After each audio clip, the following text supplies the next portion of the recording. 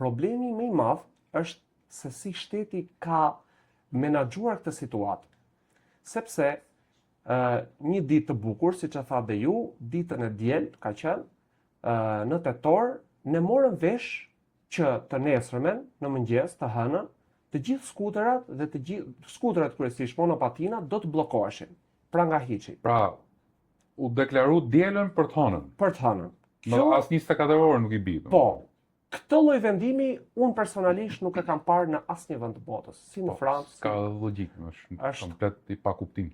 Pikërisht, është komplet pa lidhje. E kupton, nuk për mua përveç pjesës që do më dëmtonin mua si biznes, patjetër që do më dëmtonin, i prishte punë punë dhe vetëm biznese të tjera.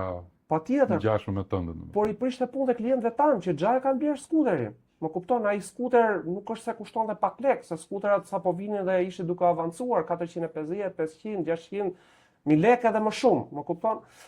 Dhe ideja është, siç e thash, pra që nuk ishte goditje vetëm për ne, por edhe për klientët që i kishin blerë, sepse ata u çuan një ditë të bukur dhe ndaluan forca të shumta policie që ishin mbledhur kastile, kishin bërë fushat për ndalimin e këtyre mjeteve elektrike, kryesisht monopatinat që po flasin, duke i ndaluar, duke i bllokuar, duke i marrë me dhunë.